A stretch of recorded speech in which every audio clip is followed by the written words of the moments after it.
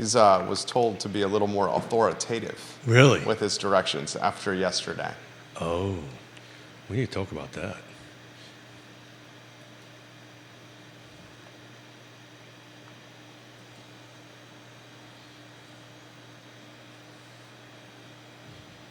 Good Friday morning, guys. My name is Jerry Miller, and this is Real Talk with Keith Smith. Thank you kindly for joining us live in downtown Charlottesville on a show that chitter-chatters real estate, life, and the pursuit of happiness through strategic and entertaining decision-making. Judah Wickower is our director. Huh? I knew you were going to say something. Come again? What did he say? Strategery. Judah, the director of this fine and fair talk show, a brother from another mother. Keith, a brother from another mother. The star of our talk show, the show archived online at realtalkwithkeithsmith.com. Judah's got his microphone in front of him. That shocked me this morning.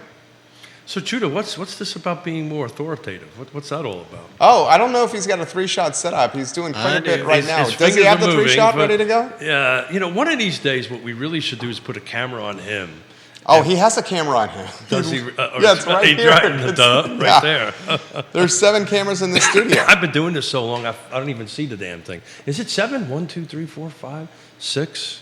7. 7. Really? Look at that. 7. 1, 2, 3, 4, 5, 6, 7. Each of those. That's this many, Jerry. A buck 35 right there. So Judah got the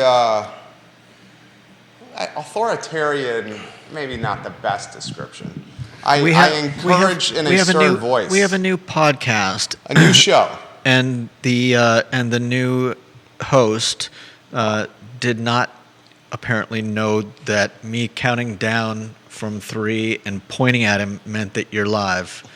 And granted, it was the host's 3rd show. So sometimes a little communication as opposed to just using hand signals can be beneficial. So one of my favorite movies in the world, Cool Hand Luke. That's a great movie. What we have here is a failure to communicate. So it's all about communication, which is funny. You know what you can't do too much of? Communicate. Yeah, there's no such a thing as over-communicate. You cannot over-communicate. Well, I don't know about that. Most people tell me to shut up. Maybe my wife would say that there's such thing as over-communication. I had a... Maybe your wife. There's a lot of people in my world. I had a meeting with somebody the other day and at an executive level, and I threw out an idea how to solve a problem and so forth and so on, and the person turned to me and he goes, "That was the first time you've heard that too, right?" I said, "You know what? That was the first time I heard that. Open mouth, insert foot. Those who have watched the show long enough to know that I think with my mouth moving, so I kind of think through things as I'm talking about them. I think that's fairly common.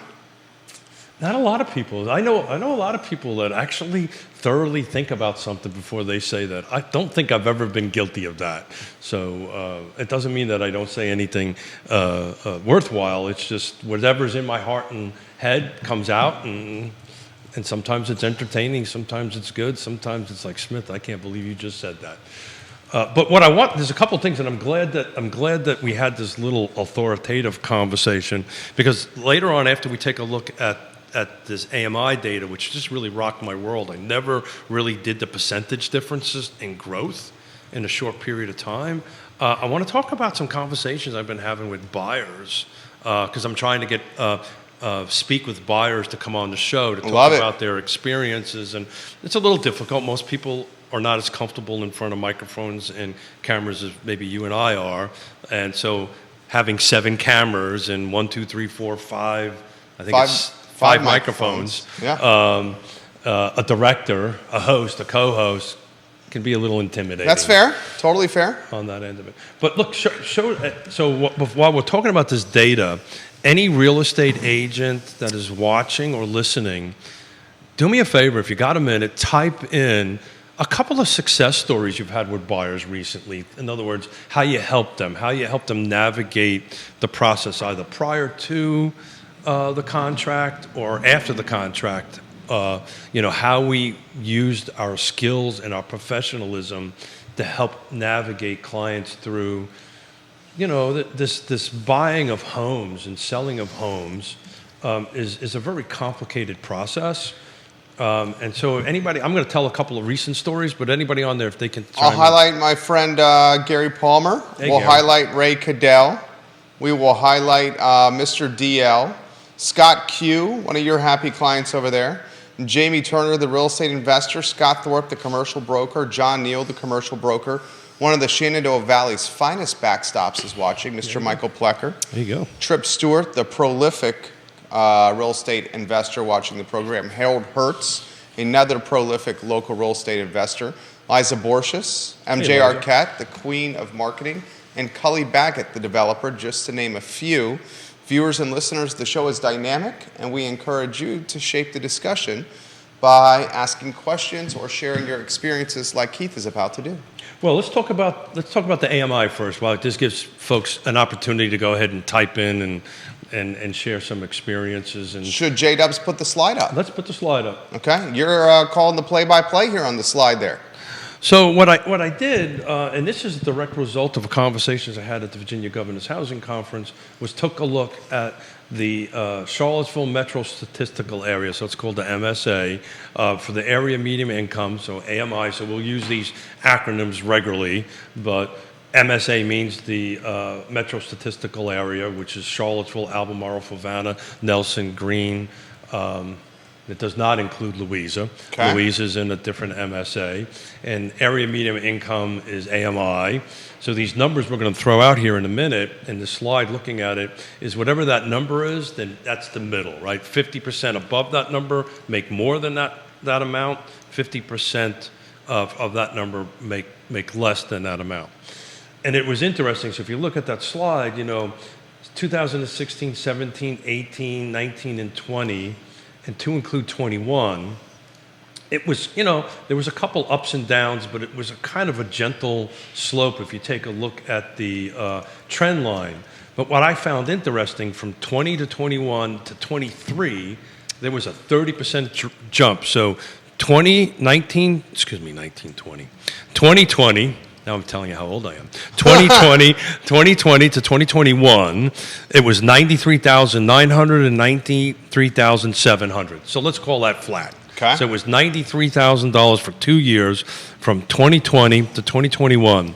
Then it jumped in 2022 to 11,200. So that in itself was a 20% jump. And then from 22 to 23, it jumped from 111,000, I'm rounding numbers a little bit, to 123, which was roughly another 10%. So between 20 to 21, it jumped 30%. And if you take a look at the slide right after that, I asked the question, why? And I started asking myself, why was there such a big jump between 2020 and 2020, which was pretty flat, and today of a 30% jump?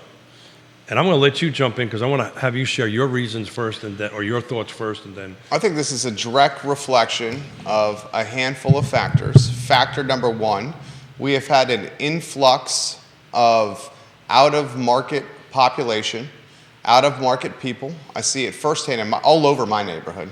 Across from me, next to me, catty-corner to me, all over the street. Folks coming with bags of money from Northern Virginia, D.C., the Northeast, Manhattan, Connecticut, Denver. We mentioned the tenants that we have in and around Charlottesville and Albemarle. Speaking of Denver, I just had a cup of coffee at Lone Light, I think they're calling it. I was talking to a guy at the coffee bar. Has a home in Denver, has a home here. He's a techie guy. He's going back and forth and sitting here working in a coffee shop. Go ahead. Nearly a third of our tenants have been in this area less than 2 years, looking for flex space. Bloomberg called the Charlottesville area ranked the Charlottesville area 15th in the nation from a hybrid remote work population base, citing nearly 1 in 4 workers. So 25% of the population is working remotely or hybridly. That's an indication that folks are working for companies not tied to this market in some capacity. And frankly, it's getting so expensive here from a everyday life standpoint that those that are on the financial margin are choosing to leave. And those that are on the financial margin, as they leave and as wealthy folks come in, because of hybrid, because of quality of life, because of all the reasons we work here, the area median live here, the area median income is going to uptick. Viewers and listeners, what are your thoughts? And I see your comments coming in. So just to put it in a little perspective, from 2016 to 2021, and you can go back to us and just flip that slide off on and in, Yonna. The area median income grew 18% in 1, 2, 3, 4, 5, and 6 years. But from year 6 to year 8, it jumped, really from 21 to 23, so that's 3 years, jumped 30%.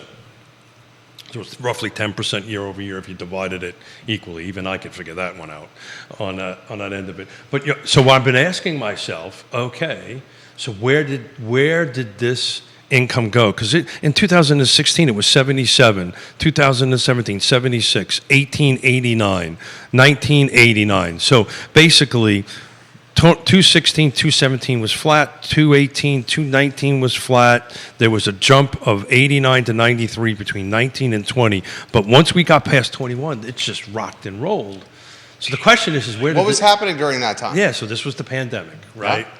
This was the pandemic, but we've been talking about this forever, where people are moving outside of this rubber band that we've been talking about, right? And where are they moving to? And they're moving away from the area. So what I think you're seeing is an uptick of, as you said, high dollar jobs coming in, people retire. High dollar people coming in, not necessarily even high dollar jobs. That's the second half I was going to get to. You got high dollar, because I got 2 meetings today. Yeah. That buyer meetings with this buyer profile. I've got high dollar jobs coming in. I've got retirees out of the Northeast or wherever they're going that want to come back to UVA, bringing their dollars with them, bringing their high retirement income, because that's what it is. And then the local, and that's something it's squeezing the marginalized folks out. And this problem is just, and this is what they were talking about at the Virginia Governor's Housing Conference about, how do we fix this? And I think if we broke out a couple of crystal balls, we might be able to figure it out one of these thousands of years.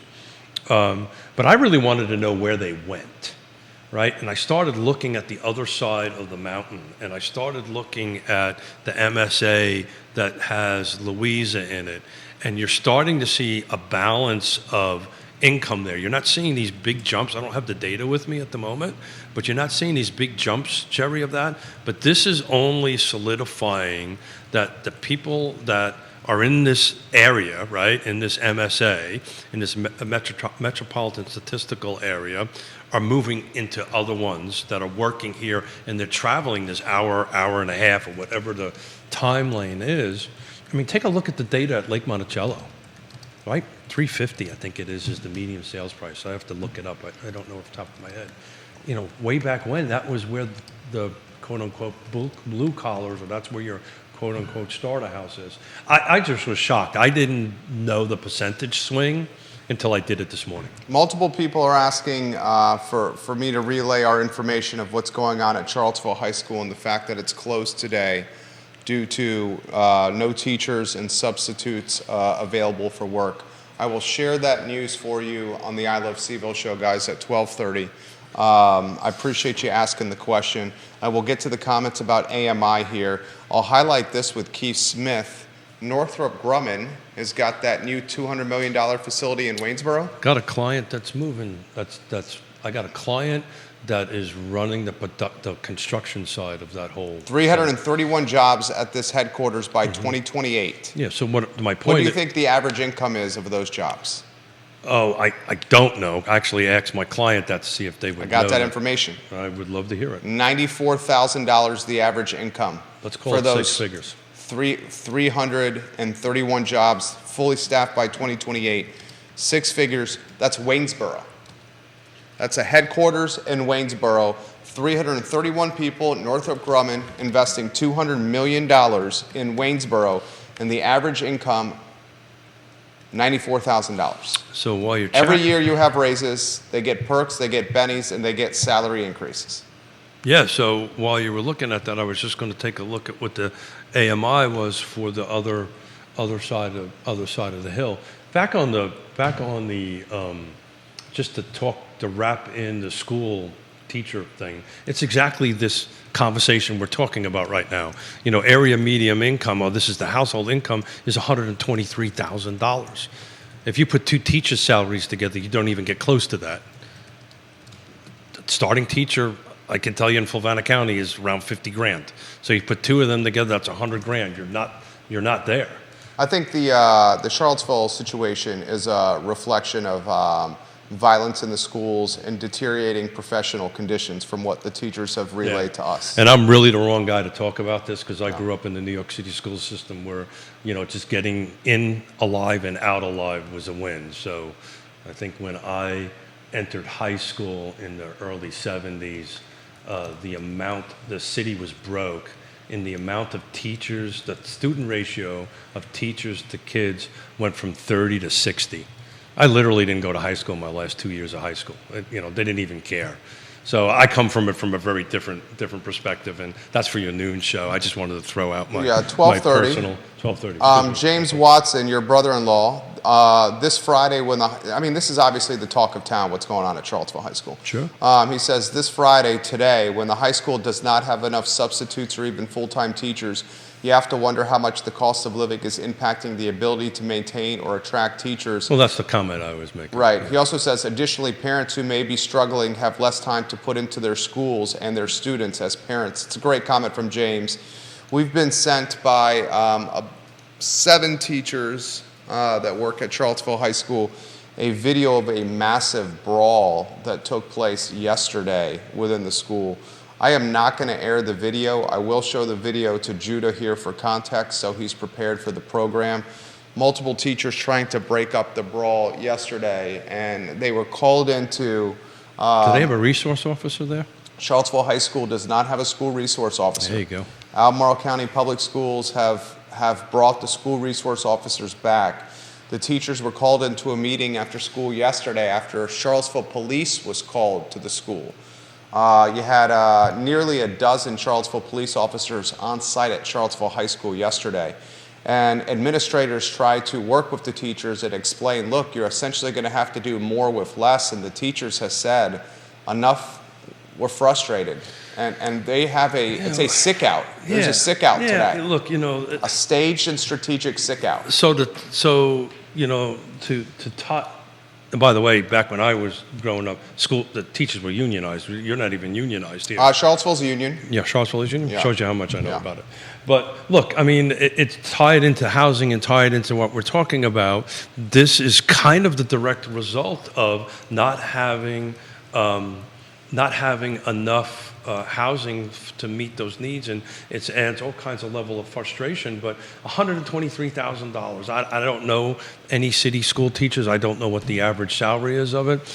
But if you put 2 school teachers together, maybe you might make the median area income. I can tell you, if you pull up anything on CNN or Fox or any of your news sources on it, this is the first time just to afford an entry-level house in the country, you got to make over 6 figures. $111,000, $435K, $435,000 house now, ladies and gentlemen. This is an American statistic for you, a countrywide stat, if you may.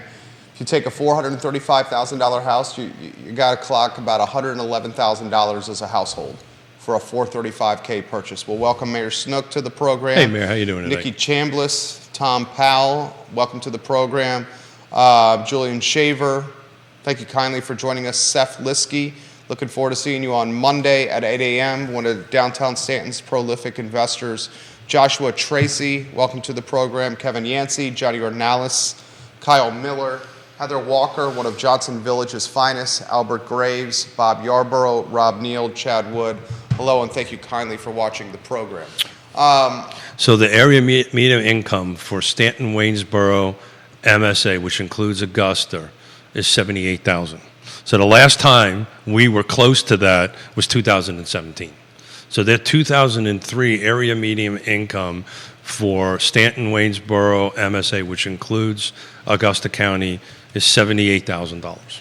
So the difference between 78 and 123, it's pretty significant. I can't do that math in my head that fast. That's pretty significant. So that's what's happening. I mean, that is the area median income in Waynesboro and the Stanton area is going to jet rocket up Correct. It will jet rocket up. And so then when does this rubber band stop, right? And does it just... Buckingham County? Well... Rockingham County? We could take a look at what Buckingham... Would love to know the AMI for Buckingham County. I can do that. Bill McChesney will ask your question live on air. I'm seeing dozens of comments of Charlottesville High School being in shambles right now. Yeah. Bill I don't have, I don't have enough intelligence or information to speak intelligently about it. I come from a very different perspective on school systems. We'll offer that perspective on on the I Love CVille show at 12:30. Viewers and listeners, we have but some it does insight impact from housing, inside the right? hallways. It does impact housing, right? It impacts housing, and I think a lot of it, what you're going to see is when you're having folks at 123 grand and up and in that area, they're probably going to send kids to private school instead of public school. Definitely what's happening. So now you're seeing the public... Or homeschooling. Or homeschooling. So you're seeing the... we have a couple of homeschooling champions on the program. Ginny Hu is one. Carly Wagner is one. Thank you kindly for watching. Go ahead.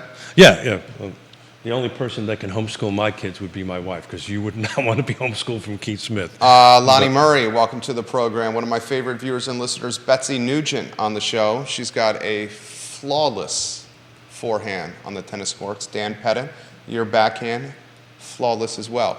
Bill McChesney asks this question here about Fluvanna County. Sure. How about the increase in Fluvanna water and sewage fees?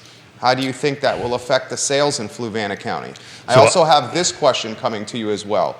The Charlottesville Area Association of Realtors has got a website out where it's lobbying in support of upzoning.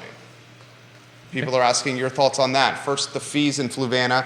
We'd love the Buckingham AMI. The show is moving and shaking, and Keith better start chugging that coffee. I know that. So I want to make a correction because I pulled the wrong AMI limits for Stanton, Waynesboro, and Augusta. So I want to correct that. I was trying to quickly get into the website and click the wrong button. It's 92,000. It's not 70. It's 92,000. Oh, so that's closer to the $123. It's closer to the $123, and that makes sense. So I apologize. And that's still going to go up. That's still gonna go up. But you did want to ask about Buckingham.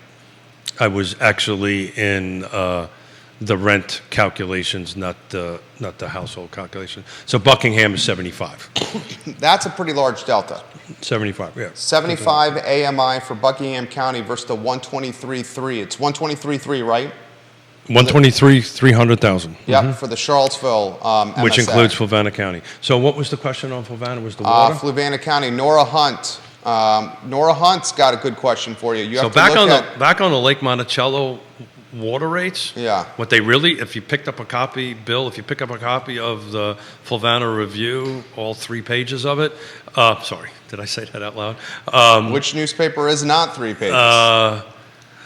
The Lake Monticello Owners Association are putting out there for vote an increase of dues about $300. So that's on the year? Yeah, so that's a substantial increase from roughly $90 to $100 by adding. That's a $25 increase a month? Yeah, it's rather substantial up to that on it.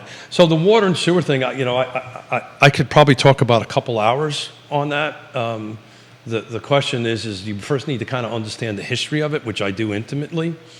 So Lake Monticello Owners Association owned the water and sewer company up until 97. And it was under a consent order, several consent orders from DEQ. I have Polaroids. I don't know if those who remember what Polaroids are, but I have Polaroids. I think those are pictures. Of pump stations overflowing all kinds of nasty stuff into the lake. And the only reason I know this is I was doing a development at the time, and EPA and DEQ wouldn't let me connect into their system until I paid $450,000 to increase Lake Monticello Owners Association system. What happened was they were about 30 days from getting shut down. They sold it to a company by the name of AquaSource, which was a Enron company. Oh. And we know what happened to that. They filed bankruptcy. Then Aqua Virginia came in and bought it. And part of the contract when they bought it back in 97 and 98, I think it was 97 or 98, on it was Lake Monticello negotiated with the Enron company that rates couldn't be increased. I believe it was 20 years or some long period of time. So what happened was Aqua America, Aqua Virginia, made $14, $15, $17 million worth of improvements because they had to, and now the bills come and due. And but if Lake Monticello would have done the right thing and took care of the system back then, back on the $300, do you want to bet a bottle of bourbon? I think you're going to owe me a bottle here. Oh, I don't think so. So you think you're going to win the bet? I think I am going to win Because the bet. you know what? The next council meeting, it's open for public comment. Then I think they got 2 more on the books. Yeah. this. Well, that's what we mentioned in the last show. Yeah. No, 2 more on the books in December. It's going to be squeaky clean. Oh, It's I gonna don't be know. squeaky So we clean. have a bottle of bourbon bet on Smith upzoning. actually might win one. We'll see. I think if we could probably tweak the bet a little bit. No. Well, how do you want to tweak it before I say no? Yeah. How do you want to tweak it? What we think the vote count's going to be. Oh, I think the only dissenting vote Would I be think one. There'd be one dissenting vote. Yeah, Lloyd. Yeah, I think so. I think it'd be a 4-1. It depends. It depends on what I happens. mean, maybe BP Brian Pinkston gets in the dissension, but I think Pinkston's in favor of it. You think it's going to happen within the next 40? Well, in theory, not that it 45 days? and the way and the good mayor can chime in on it. I mean, in theory, they can vote for it right after the public hearing on. I don't the 5th. think that would happen. I think politically, that's not. That would be a happen. nightmare. Yeah, That would show that they're basically marginalizing the public comment and not considering what they have to say. Yeah, I mean, that's just. That's not good optics. It's just not good governance. Right. Right.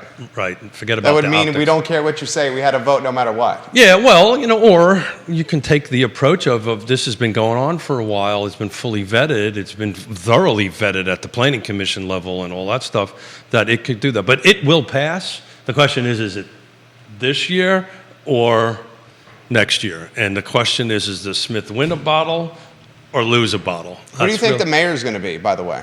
We got Judah Wickower and I have a prop bet. You got a prop bet on that? Yeah, we have a prop bet, Judah Wickower and I. Yeah. Judah, 3 shots. Can I get in that? Stage, Can I get in on that? Set the stage of our prop bet, Judah Wickower.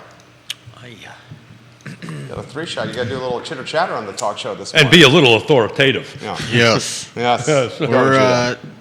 Jerry and I have a prop bet on who will be the next mayor. And who are you picking? I picked Michael Payne. Really? Yeah. And you? Who do you think I picked? Who do you think? Natalie. You think I picked Natalie? Yeah. No, I didn't pick Natalie. I think it would not be good optics to vote someone in the first meeting of the year who has never served on council. And I think Natalie Alshrin's future is extremely bright as a councilwoman. But who it should be. The vote for mayor is done in the first meeting. Yeah, of course. Yeah, Yeah, it's I the don't- organizational meeting. I That's don't how think they- they're going to pick someone Yeah. who's never sat on the dais as a personally, councilwoman. I'd like to see one. I mean, the mayor. Let's back up for a second. The mayor has really he's doing a freaking awesome job. He's doing a great job, but he's had back-to-back terms. He has back-to-back terms. He took. So if you were betting, who would you bet on? Bet on who I would like to see. Who do you think will be named mayor? So who do I think or who do I want? Who do you think? I'm trying if not you're to a answer betting that. man, I'm being a politician. If you're a betting man, who would you bet on being I think named Juan mayor? Diego is Okay, the right that's who fit. I bet. Is Judah, the right. Judah just took a big gulp right there. I just watched his jugular take a. But I don't think that's who's going to get it. You don't think Juan Diego Wade is going to win? I all think dep- Juan Diego. That's who I put my bottle of bourbon on. It depends if Juan Diego wants it. Of course, Juan wants it. I'm not so sure about that. Who would want that job? Ex-Lloyd. Who the heck would want that The job? mayor sets the agenda I and know runs that. the meeting. I know Outside of that, it's a dog and pony. The previous mayor to the current mayor. You're talking to Kyle Walker. Thought differently. Yeah. But you're 100% right. We don't have a strong mayor. The mayor in the city of Charlotte, and I say the word we. I'm not a Charlotte. I don't live in Charlottesville. Is no different than. But you play a talk show host in Charlotte. I know, and I stayed at a Holiday Inn. Actually, no, it was no. What did I stay? You at? better not have stayed at a Holiday Inn last night. No, I didn't. I stayed at. No, it was the night before at. Oh, this was at the conference, Hilton, and your wife was with you. Hilton. No, I was by myself. I was left alone to myself. That's a scary That is a thought. scary thought. Yeah, it's a chairperson. It's no different than like Right. I chair the land trust. It's pomp or I and chair- circumstance. Well, it's not that. You do set agendas. You set the agenda and you run the Well, meeting. that's a powerful thing, setting agendas, right? You can, because I don't think the city council has a agenda steering committee. No, they set the mayor sets the agenda. Yeah, the mayor sets the agenda with Yeah. staff's help. Right, with so staff's that's a help. lot of work. So there's extra meetings. I mean, the staff is guiding them on I- how I- to set the agenda. I wouldn't be. I would personally like to see Juan Diego in the spot. I think he would be a freaking awesome I think he would mayor, be a right? fantastic Particularly after all the great work that Lloyd did. And I want to recognize that Lloyd took pretty much a shit show and turned it into a full functioning and operating body. People may not like the decisions, may not like what it was, but it is, as far as organizational of I think body, what you just said is 100% fair. right, on that end of it. And I know how much work it is to go ahead and do that. I think Juan Diego would be a great segue after that. I would not be surprised if Natalie gets it. We'll see. Time will tell. Time will tell. This is a good comment for I can you. see the highest vote counter receiver of votes be in a position, if that person wants it, to kind of lobby for it. This is a comment that you need to hear. It's a good one. Nora Hunt, watching the program. Keith, you have to look at North Buckingham, though, because those prices are closer to Albemarle County's prices when assessing the AMI. Yeah, so I'm not. I am, to be clear, I'm not assessing the AMI. HUD's setting the AMI. I don't. I'm just reading off of the HUD website and what the. So it also doesn't include the county of Buckingham. It has a regional area. I've kind of moved from a different thing, just like Charlottesville AMI is Charlottesville, Fluvanna, Nelson, Greene, and we don't have Louisa. Louisa's in a different AMI. Questions coming in faster than I can keep up right now on Real Talk with Keith Smith. Viewers and listeners, keep the comments coming in. I promise I will be. James Watson votes Juan Diego Wade. Yeah, I mean, that, James Watson, would you put your money on Juan Diego Wade being named mayor? And you don't have to put your money on here. Anytime you're in the neighborhood here, as you know, James, we have a full bar. Come over for a are taste. you calling that full? I mean, it's pretty damn full. There's a lot of I'd bottles, but I don't see a lot of full say- I alcohol. mean, in your rum is the only one that's empty. it. That's right. Well, we're going to fix that in the first couple of weeks of December. All the other bottles have nice juice. Johnny Ornalis gave us a $115 bottle I of know top that. shelf scotch. I know that. I see. J.O.'s watching the program. J.O., Johnny Ornalis, I sincerely mean this. Johnny Ornalis, the owner of Guadalajara, of Mexicali, and just an all-around nice guy in Judah. We'll weave you in here on a 3-shot. So I'd say that might be the nicest bottle we've had on the on the bar. if it's a prop bet, you and I are on the same. That I would bet. I'm just saying, don't be surprised if it's Natalie. Okay. It would be. I don't know. There is a precedent for that? Didn't Nikaya? Yeah, I mean, but The those first were year? very unique circumstances. Those were post A12 2017, like in the wake of A12. I'll tell you what. Just to participate in the bet, so I can pull a different. What are we betting for, by the way? Before I open up my mouth. Judah, characterize the bet, the parameters of the bet. Judah helps set these parameters. You're talking about when someone wins. The winner will get a bottle of bourbon. Well, a bottle of bourbon will be contributed to the bar in the studio. Yeah. Okay. Well, that's And- kind of our normal bet. Right. Go ahead, but there's a catch here. I'm waiting for the catch. There's a catch. The cap is $50, and neither the winner nor the loser can drink from the bottle without the other being present. That way, the loser doesn't really lose.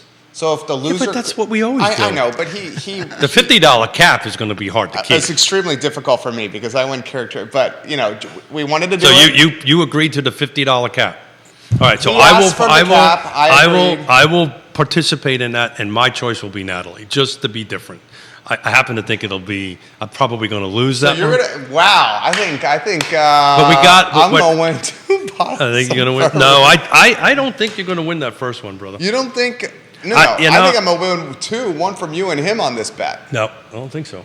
You think Natalie's going to get voted? No. I think. I'm talking about on the mayor bet. Oh, on the mayor bet.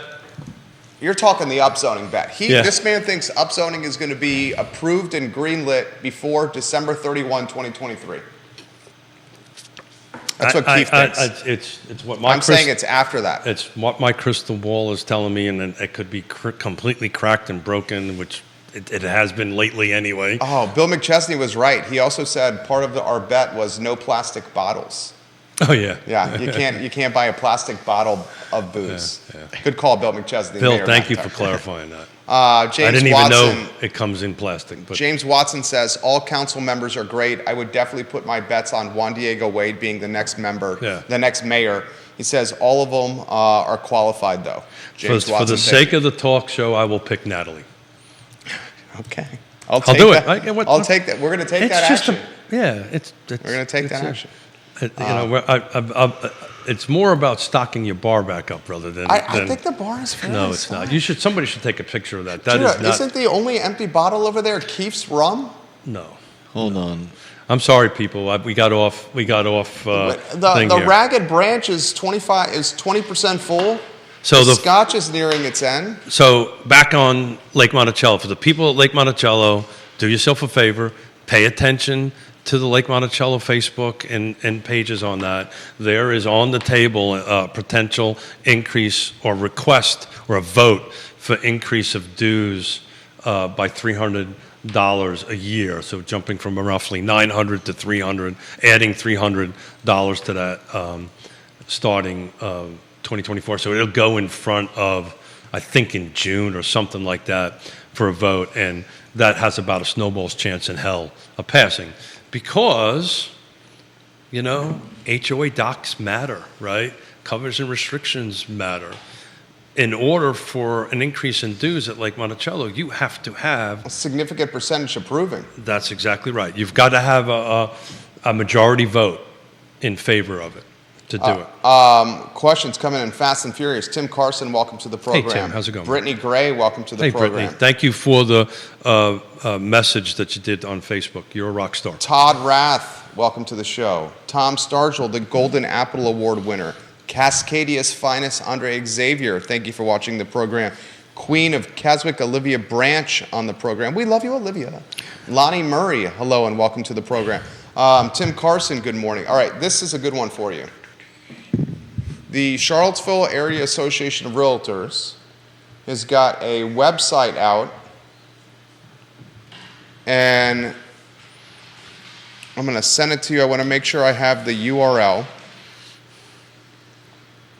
So they're in support of upzoning. Upzoning in full capacity. Yeah, so what is that surprising? The website is CVille Housing for All, CVilleHousingForAll.com.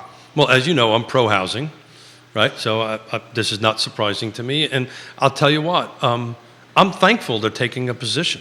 That's usually not been the case.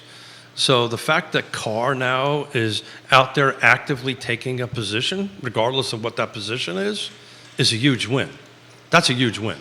That into itself, that they were doing, because historically they didn't. Neil is out talking on his end, but he does not directly represent Carr, Charlottesville Area Association of Realtors. For Carr to do that, to take a position on something out there that publicly, good for them. It's about time. It's about freaking time they do that. This is what we do for So can I ask you a question? Sure. You go to the website. I highlighted the URL for the website again. Who are the folks leading the charge behind this website? Don't know, to be honest with you. Don't know. I've ever since I got off the board, I've been disconnected. I've just not been engaged too much in Carr, so I wouldn't know. This would be a great question for Woody. He's on the board.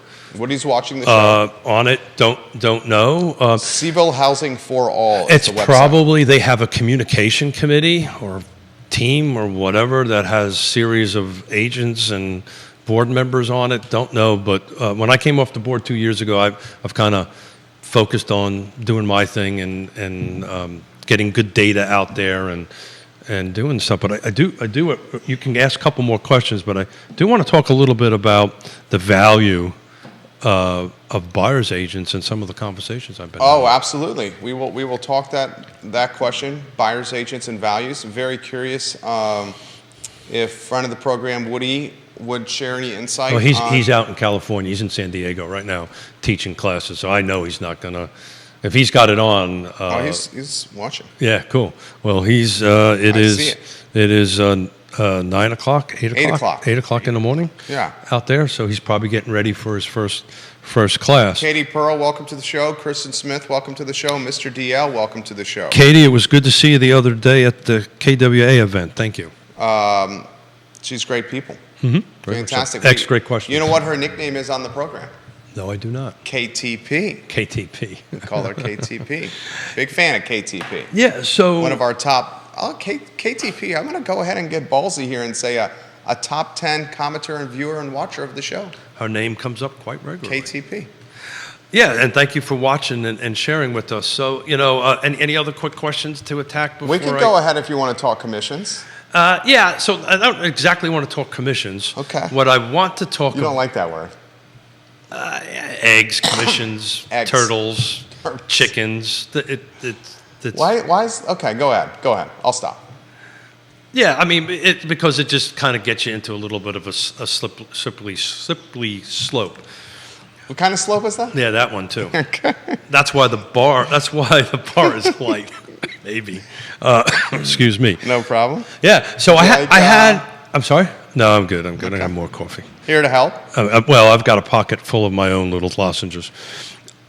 So it's interesting. So I've been having conversations with buyers, trying to bring them on board, right? To come on here to talk about, the value of a buyer's agent and how, having a buyer's agent helped. And I'm going to tell a couple of conversations I've had, and we can pick it apart and take it from there.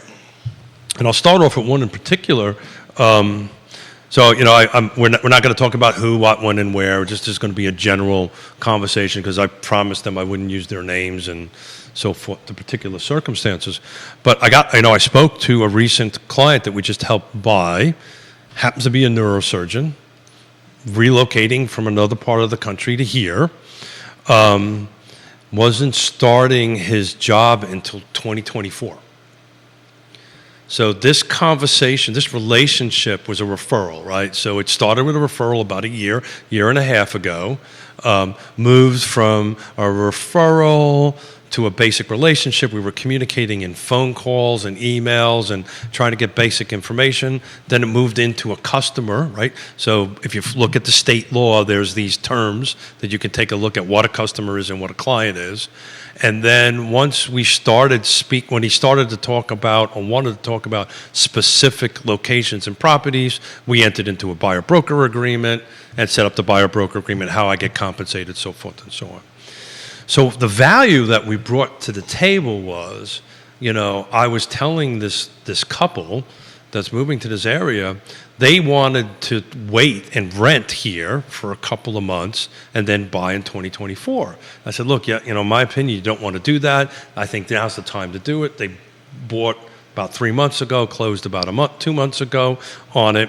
And in this conversation I had with them, they said, Keith, thank you for being insistent on doing it, because if I were to buy now, I would pay more for my house and my mortgage rate would have been higher. And exact words from him said, and the 2.5 chicken eggs that we paid you on that saved me between 8 to 12 chicken eggs on that.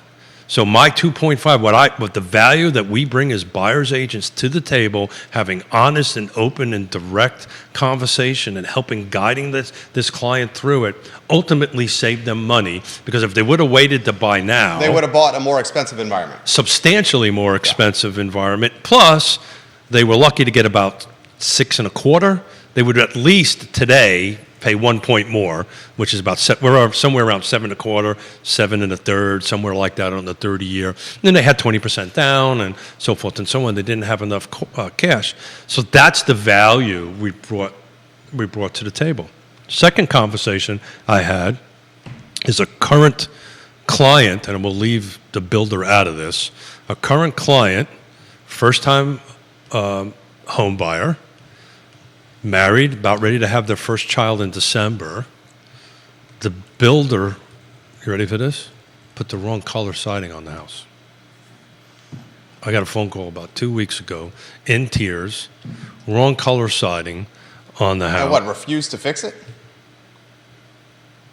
First of all, I had to navigate the client that was upset and come up with a game plan. But because I was involved in this, and I have the skill that I have, and I happen to know that the people, the higher-ups in this particular firm on it, I got in the middle of it, renegotiated, got the siding changed, and $10,000 worth of closing costs. So the negotiating skill. Now, if I wasn't in the middle of that, You got him an extra 10G, plus you fixed the problem. plus I fixed the problem. If I wasn't involved in that as a buyer's agent, it's not me, but if you were in a buyer's agent involved that with a certain skill level and professionalism, and this is why it's important with new construction in particular, because if you don't ask for representation, you don't get it. So now the eggs are baked in anyway. the eggs are baked in That's a good anyway. one to use the eggs, because I could use the verb baked. Look at Because you. you can bake the eggs. Look at you, huh? Thank They're you. hard-boiled. I thought you would appreciate They're it. hard-boiled. But some people bake the eggs. Some people bake eggs, yeah, they do. Baked eggs are excellent. No, they are. They're But very- just as two examples about the skill and the professionalism that you bring to the table, these are two just phone calls I've had in the last, well, one has been working on for a while to go ahead and do that.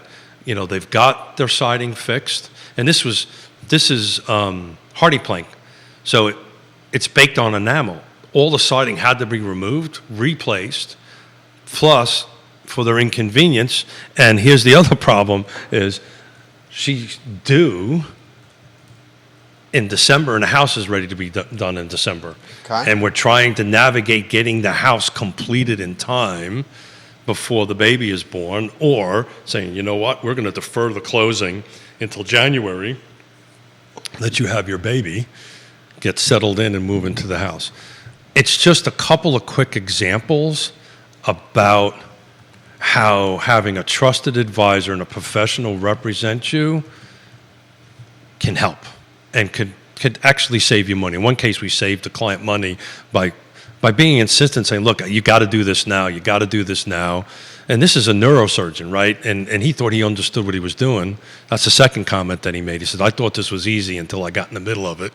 He's only bought a couple of houses in his life. Excuse me, this is his second house in his life on it. But anyway, I just thought I'd chat about that a little bit. So you're talking about the val prop of the buyer's representative. And that at the end of the day, that's what this whole mess is about, is that we as an industry did not do a good job of explaining what our value proposition is to the buyer, how we get compensated, and the percentage of eggs that we get compensated. Dan Pettit giving you some props. He said you also know a lot of people, so that helped, Keith. Well, I've also been doing it for 3.5 decades. Yeah. So I've got the skills. This is why I said the other day, I'm so excited about real estate right now. It's just, I'm like giddy about it, because this is when the pros show up, right? And if you're just in the business, you're still a pro. Look, we're down some 60% in sales in 3 years or whatever since 2020 on that end of it. It's going to stay flat for the rest of this year if you're in the business. Probably the beginning of next year, you'll start seeing things tick up a little bit. I think you will. I think you will, because these two buyer clients I'm meeting with today were direct results of the interest rates dropping from whatever it was down to that. They're not ready to buy, but they're ready now to have the discussion about buying. That conversation wouldn't have happened 2 or 3 weeks ago. They would have been waiting. But now's the time to reach out and dig in and learn and work on your skills, work on the 100 things you bring to the table, or 20 things or 50 things or whatever it is that it is for you that you bring to the table as a pro. But I'm excited, man. I can't tell you how pumped I am about business. Questions coming in. This is a good one. Where is Keith reading and hearing after his conference that rates are going to go in the first quarter of next year? So I didn't say the first quarter rates are going to change in the first quarter. I said you're going to start seeing buyers and sellers picking up in the first quarter of the year, just based on the rates that just already moved down, right? So the rates have moved down from 8 or whatever to a little bit above 7. I don't think by the end of 2024 you're going to see anything with a 6 in it, right? You may see upper 6s, but the point is, the people that have been sitting on the fences are, and I've even talked about this, and I've got true life example of 2 buyers that have been sitting on the fence for months, right? Now we're seeing the interest rates go down. They say, look, we want to re-engage and start having a conversation about what does buying look like for me. Keep in mind, one's coming out of Northern Virginia, the Northeast, sold their home, got cash, renting month to month. The other is a young couple, another young couple about ready to have their first child. We want to move out of a cramped apartment into something that we own. And we're now starting to re-engage in that conversation because of the interest rates just dropping down a little bit. I don't think they're going to do anything until the first quarter of next year. But that conversation's starting now. And these conversations generally are months leading up to actually doing something. JJ Bean, welcome to the show. Thank you for watching. Sandra McDaniel, thank you for watching the program. We will highlight Georgia Gilmer, Travis Hackworth, and Danville watching the program. Joanne Mackey, ¿Qué pasa, chica? ¿Cómo estás? I hope you got a game of tennis or pickleball in your future. Joanne Mackey. Kristen Smith, thank you kindly for watching the show. Questions are coming in. This is a really good one. I mean, just before you jump in. Yeah. I didn't look at it until just now. Today, going back 7 days, there's only 35 homes that came on the market. It's ridiculously low. It's meager. The question is will this interest rate dropping or sliding down? Drive market engagement. No, what it's going to drive is buyers starting to have the conversations. Market engagement. At the buyer's level. Yeah, but I don't think it's dropped enough for that to happen. It's not. Because it's not engaging. It's not a significant drop here. It's understandable, but we're talking like a third of a point. I understand that. Maybe. But we talked about if it starts sliding in the right direction, engagement will pick up. You're not going to see the seller engagement pick up. So buyer engagement is going to pick up. And the reason you're not going to see the seller engagement pick up is because the rate's not low enough. There's still too massive of a delta between what the sellers have or potential sellers have. Yeah. I mean, I don't think I've ever seen at 35, in 7 days. It's a low number. Open houses are 138. And I think what we're really going to see for the next 45 days is we have Thanksgiving 6 days from now. The month of December is pretty much a wash because of the holidays, New Year's, the Jewish holiday. So I don't think people are going to consider putting their homes on the market, frankly, until maybe the second week of January. So you're going to start seeing, we'll continue to monitor this and talk about this, but you're going to start seeing the re-engagement at a very meager level, right? But you're going to start seeing it on the buyers going, okay, let's start re-engaging and talking about this process, right? Gone are the days. Well, I shouldn't say that. If interest rates go down to like 5, and that's gonna be a long time before that. I mean, that could be 2025, maybe even 6. 2026. It's going to go around now. But I think as the interest rates drop down a little bit or stabilize, there will be this re-engagement from the buyers to the buyers' agents to say, okay, let's talk about this. Let's talk about this process. Where are we at? I can tell you 2 weeks ago, I couldn't get anybody to sit down and talk to me about buying. Now I've got 2, right? It's going to be just a conversation. We're going to be talking about what's out there, what trends are that we see on that end of it. But inventory is going to be low, and it's going to be low. I predicted for 10 years, but I'll be substantially older than I am now and may not be sitting in this seat 10 years from now. Hey, come on. Questions coming in for you. I know a guy. Questions coming in for you. This is a good one from Brian. For the homes that are trading, what down payment percentage are you seeing most often? Oh, that's a great question. Got another good question on active with a kickout for you. Good, active with a kickout. So we'll take first the down payment one. That's a good one. The down payment on it. It's still nationally. You're taking a look at it. It's still hovering somewhere in the 3 to 15%. You're starting to see some 20% come into it now, and that's mainly directly to a reflection of the interest rate, right? So people are bringing a little bit more cash to the table. They maybe are saving it, but historically, if you take a look at it, and I don't have the data in front of me, I could probably pull it up real quickly. It's probably in the 5 to 15% range. So it's staying relatively low. It's a bit of a misnomer that you got to bring 20% to the table. The thing is, 9 people out of 10 buy based on what, Jerry? Monthly payment. Monthly payment. Look at you, huh? Look at you. I Where's the star? You got a star. Thank you. Have a star. I've sat across from you for so long. I truly enjoy doing the show and learning from you. Stop it. So no, I should say. Well, he's Catholic. He doesn't take compliments well. Well, you were raised Catholic. I was raised Southern Baptist, but went to a Catholic school and grew up in a Jewish neighborhood. So you're really screwed up. I'm a religious mutt. I'm really legitimately a religious mutt. Well, I grew up in an Irish. So we should highlight this. His follow-up question is, so the misnomer is that all these deals are 20% is incorrect, right? Is what he says. Yeah. He says that's no longer the case. That is a misnomer. But then he follows up about cash deals for you. Yeah, that's been well, we can take a look at how many cash deals are done. I can actually do that pretty easily out of that. But it's a misnomer, and if there's any loan officers watching, those are the folks that could really do that. But I can count on one hand this year, probably less than one hand in this year, that I had a deal with a 20% down. It was usually 5, and it's weird. It went one way or the other, right? It went from like a few percentage, like 3 to 5 to 7% down, to 40% down. It's just these huge jumps, and the big 40% downs and stuff like that was only built into trying to drive the number down that they're paying per month. They're using their cash to drive the monthly payment down to match whatever the interest rates are going.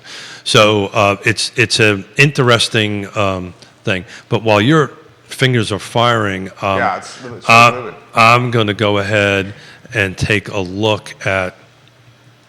I've got an actual. Dan Pettit, as rental prices continue to go up, it does make sense to buy with the lowering of rates. And he makes a fantastic point. The rents are not going down. I'm going to say something that's going to get me into a little bit of trouble. You? Go figure, huh? No. Do you know what Yonna bought me the other day? What? She bought me a spoon. Oh, a spoon. Like a wooden spoon. And you want to know what it says on it? It says, every time you get in, say something, I'm going to smack you with it. Oh, yeah, but I like that stuff. Oh, my gosh. Here we go. Judah got a chuckle out of that one right there. It says SHI, you fill the last word in, Stera, on that end of it. I would say that's applicable to both of us. That is applicable. Absolutely. Applicable. I'm trying to find a data. We're looking cash deals. Yeah, so cash deals is going to require a little bit of work on Paragon, but I'll tell you what. Paragon's a very clunky system for those that use it. Yeah, for those that don't know. Yeah, here's the. It could be much Here's more the great thing seamless. about Paragon. It's pretty pliable, right? But you got to know how to use the pliers. Yeah, it takes a while too. You just have to get in there and use it. Kevin Higgins, hello. Thank you for watching the program. Brent Lillard, hello. Welcome to the program. Lonnie Murray, ¿Qué pasa, Hey, Lonnie. chico? Love when you watch the program. Bellamy Brown. What's up, Bellamy Brown? Good to see you on here. Carol Thorpe, the Queen of Jack Jewett. Jeremy Rowe, welcome to the program. Matthew Horn, hello. Curtis Shaver. So, Roger Voisinay. So pick the folks. Cash deals. I understand that, but I need an area, right? Charlottesville and Albemarle County. Okay. So let's. Then we got the active with the kick out. Okay, well, active with a kick out. Well, I'm looking. Let's see how much you've learned over the years and describe what active with the kick out is why I'll pick out. I'm going to pick Also Albemarle. called a release clause. I've heard active with a kick out called a release clause. Okay. Typically something you see in contracts by the seller. The seller includes these in contracts. It gives the seller a window of opportunity to be able to keep the home on the market and accept backup offers. say, Jerry, that was pretty damn good. Jerry, that was pretty damn good. Thank you. Where'd you learn that from? Well, You've done enough. You've done enough of them yourself. I've done a few. Yeah. So active with a kick out. Bought our current home in an active with a kick out. Yeah. So an active with a kick out is pretty simple. We enter into a contract to buy a piece of property. It says in there that if somebody brings an offer equal to or better than that, you've got 72 hours. And usually that's the time frame. 72 hours to remove your contingency, right? So sometimes the contingency that's connected to an active. Generally, it's a home sale. It's sometimes a home sale. Yeah. It could be something else, but as a rule, not Just as a a rule. home sale for the sake of conversation. For the sake of conversation, home sale, which means Jerry needs to sell property A to buy property B. So back in the day when things were flying off the shelf, it really wasn't a big deal. Now that stuff's getting a little sticky. Just seeing a little bit. Well, this is why you need a trusted advisor on the buyer side to advise the buyer the risks in doing that. Because you can't put a second home on the No. To advise a buyer who's making an offer on a home that is active with a kick-out. No, advising a buyer who wants to make an offer on a home and insert an active with the kick-out. So That's what I said. We're saying the same thing. Okay, got it. Because you basically could find yourself under contract for 2 houses. You never. And you do not want that. Well, and again, this is back to. You should put that in layman's terms for the viewers and listeners. Yeah. Like really simple terms here, because I think you and I are talking. Because we have good chemistry, because we've been doing this for so long. And I'm we're at a. This is a pretty high level here. Yeah. So as my father often tells me, Keith, you're cruising. That's right. That's what's happening here. Yeah. So Said it in 7th grade from the beginning. Oh. I knew you were going to say that. I know you so well. You and I are connecting with the chemistry, and we're speaking at what does Pop say? At the 180? No. We're cruising at 44,000 feet at Mach 12, and everybody else is trying to get off the ground. I can tell with him doing like that. Slow it down a little bit. Okay. But 7th grade's a bit of a stretch for me. Come on. 3rd grade I can handle. You got a PhD in deal making, my friend, and in street smarts. Start from the beginning. I'm supposed to keep you on the. And you're doing a lousy job of it, I must admit. Sorry. You really suck at your job. Sorry. Hold on a second. Let me make a note of that. I'm sorry. Talk to Jerry about. Look, let's simplify it a bunch. Yeah, you're a selling agent. I'm a buyer's agent. I'm representing Judah and we're going to want to put a contract on your house, but Judah's got to sell a house someplace else. So Judah is not comfortable with taking the risk of buying your home without selling this, or he can't do his home because he needs a net proceeds from that, which is generally the case. What happens. It's generally the case. Yeah. So what it does is, hey, I'm going to go ahead and put a contract in on that, and I'm going to say that if you get another offer within 72 hours, I have to remove my contingency and proceed with closing. That's all it really means. The risk that I take as the buyer is I can't put a contract in on anything else because all of a sudden now I got a contract on 2 houses. You can't just terminate contract A because I found another house. Now there's ways around that, but we're not going to talk about that at the moment. We're not going to talk about that at the moment. There's get out of jail free cards that are always built into it. And we shouldn't talk about that. We shouldn't talk about that. So in any event, that's what that means. On the seller side, the risk the seller takes. This is the one we should talk about. The risk this is very real. The risk the seller takes is it goes into a different place in the search, right? So it's in the active kick out with the search. And it's actually marked. It's actually it's marked that way on it. So if you are not searching correctly, or even if you are searching correctly, it can deter interest. Well, yeah. So the conversation I would have with you as the buyer and all that kind of great stuff. Sure, we can go ahead and do this. The backup buyer. But you need to correct the buyer number 2. Buyer number 2. You have to understand, Jerry, that we can submit an offer. We can go through the do it. Let's do it. Let's give it a shot. But all that might do is just trigger the 72-hour kickout closing. And we're back at looking at houses. Because in that scenario, buyer A can then remove their contingency. That's generally what happens. Generally what happens. Right. Because so that would discourage buyer B from doing something. So Judah just goes ahead and gets a second on his house, comes up with the deposit. There's all kinds of ways to navigate this. But I'm bringing this back to this decoupling conversation. This whole dialogue you and I are having right now is why you need trusted advisors at the table. Here's a thing that nobody's talking about this on it, and I brought it up in the Virginia Governor's Housing Conference when I was talking to the governor's team on that. I asked them a very specific question. I said, guys, are you going to start upscaling your fair housing enforcement? Because without having let's assume there's not a buyer's agent involved in the transaction, the seller has to be uber careful it doesn't cross fair housing. And Jerry, I had a phone call the other day, and I told this potential seller to go pound sand because they only wanted certain type of people to look at their house. And I said, good luck, we're done. Can I have your full name, please? It was a cold call, and sometimes we get tested, and that may be one of those. You think that was a test? I can't imagine somebody in today's world being so stupid as to say, I only want a certain, and I don't even want to repeat the words on it, but to have certain people. Actually had a freaking phone call on that. And then when I started pushing back, I need your full name, where's your address, where's your property, click. So it could have been, because I would have reported them in a heartbeat. So you think it was a test? It could have been, who knows? Don't know. You'll appreciate this comment. I got worked up on that one. Logan Wells Claylo, as you should. Logan Wells Claylo watching the program. Hey, Logan. You'll appreciate this. This is from Jonathan. Gentlemen, I love your show. I love how you take topics that are complicated and make them come across as entertaining and informative. Just wanted to give you props. Job well done. Thank you very much. But, if I could keep it at a third grade level so Smith can understand it, then we're in good shape. Well, I mean, that's how we do a good job of that. So Albemarle County, back on the cash question, Albemarle County, single-family detached, no new construction. From the beginning of this year to today, there were 723 sales.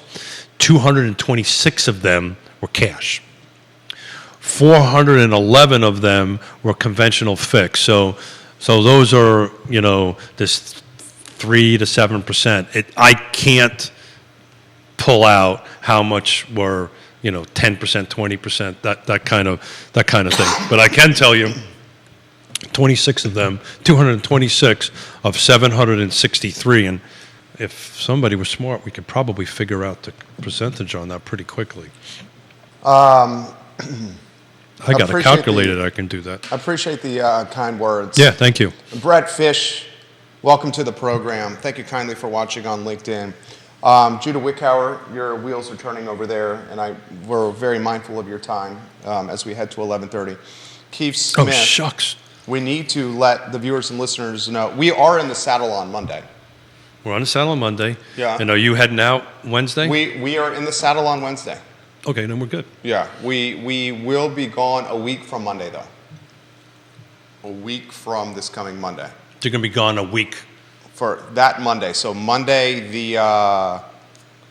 what day is that? That would be Monday the 27th. So we're setting our schedules live? No. I'm just letting the viewers and listeners Yeah. know. So we're coming. We are doing the show on Monday for those that are asking. We're coming up on our Christmas break.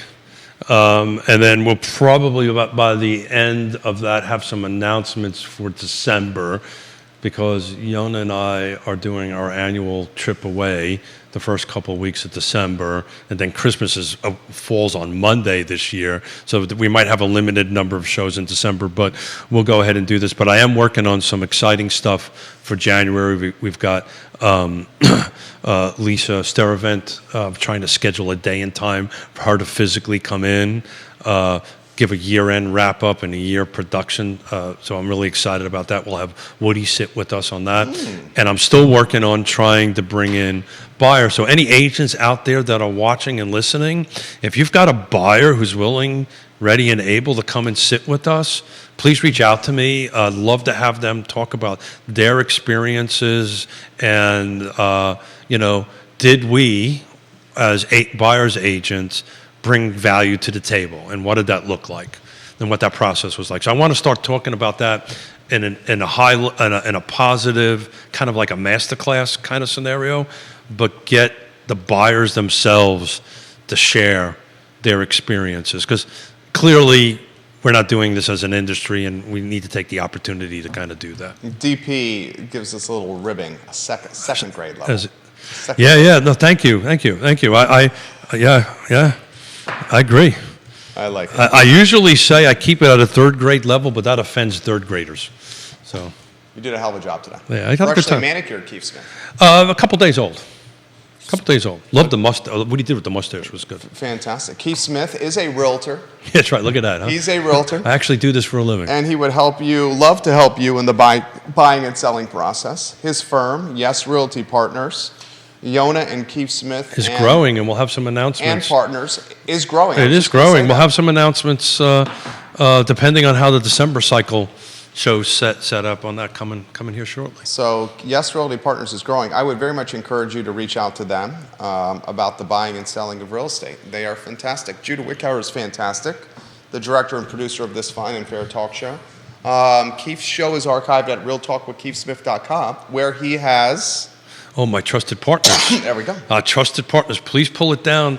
If you like seriously, folks, if you like what you're hearing and you're seeing, or even if you don't like it and you want to keep it going, just to The trusted partners are vetted by Keith. But more importantly, without them, we wouldn't be having this conversation and doing this. So please support them. They're wonderful folks, and so we can keep operating at a second grade level. Real Talk with Keith Smith at a second grade level. So what did we bet? You bet. I took Natalie. Austin, I took yeah. Natalie. Got it. For Judah and Keith, I'm Jerry, and the I Love CVille show is up in 59 minutes. So long. Oh, we're over. Thank you.